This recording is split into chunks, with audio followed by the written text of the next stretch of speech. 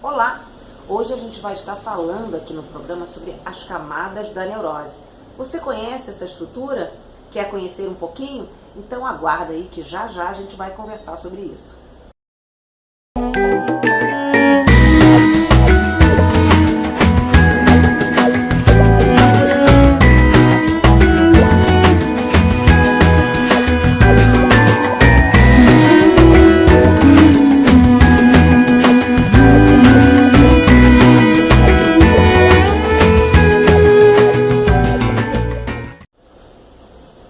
Olá, estamos de volta para falar sobre as camadas da neurose.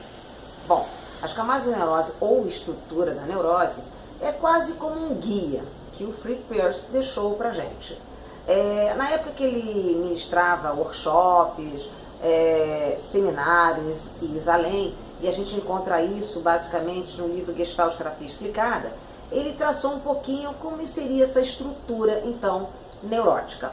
Bom, ela é composta então por 5 camadas. Vamos passar por cada uma delas? Bom, a primeira delas pode ser a camada, ser chamada como a camada de clichês, ou camada postiça, ou ainda desempenho de papéis. Depois disso a gente tem a camada fóbica, é isso mesmo, o nome dela é camada fóbica. Depois dela a gente tem a camada do impasse. Depois, na quarta camada, é a camada da implosão e, por último, temos a camada da explosão. Vamos passar por cada uma delas e tentar entender como é que é o processo de cada uma e como é que isso acontece também dentro do consultório. A primeira camada, ou camada postiça, camada clichê ou desempenho de papéis, como eu falei anteriormente, é uma camada bem interessante. Como é que ela funciona? Normalmente, muitas pessoas até permanecem nessa camada. Ela é muito cheia de jogos sociais. Muitas vezes a pessoa quer se mostrar, aparecer dentro de um ideal e não verdadeiramente como ela é. A gente pode dizer que até é a camada da falsidade. É isso mesmo.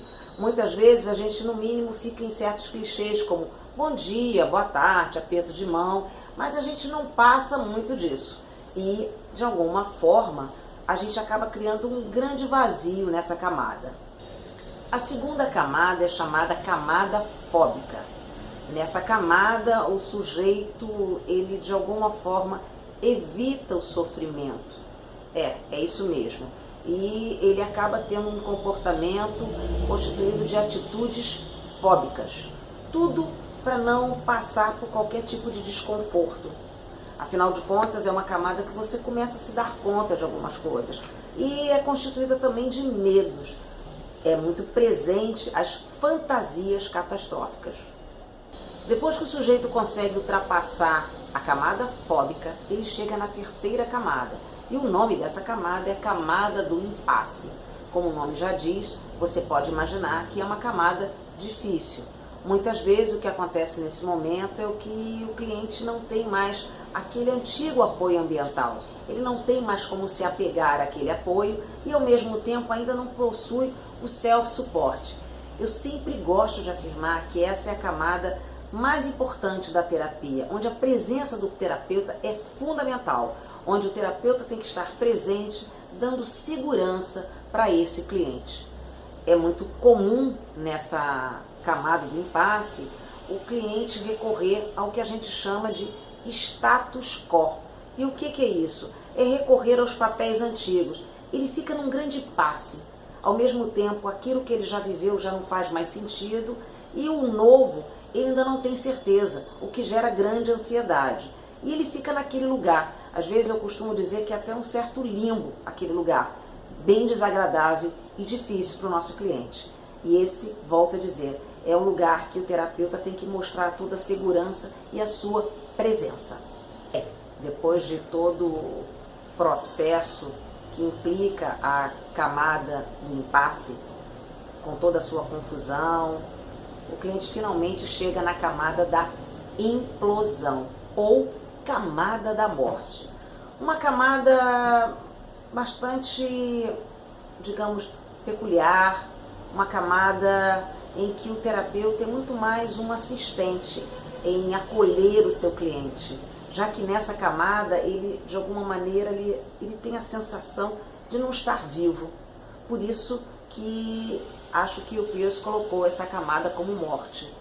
É na hora em que você faz o balanço, né, de tudo que de alguma forma você viveu lá atrás, de tudo que não fez mais sentido. É uma passagem para chegar num novo recomeço. Bem, chegamos então finalmente à quinta camada, a camada da explosão. É aqui que a pessoa se torna autêntica, em que ela tem a oportunidade de encontrar o seu verdadeiro self. Nessa camada, você pode se deparar com 4 formas de explosão. Uma delas pode ser a dor, e essa dor ligada a um pesar por uma morte, por um fechamento de um luto. A outra seria a explosão do orgasmo. Uma outra poderia ser a de raiva ou mesmo de alegria. Todas essas camadas que falamos anteriormente estão presentes no trabalho terapêutico.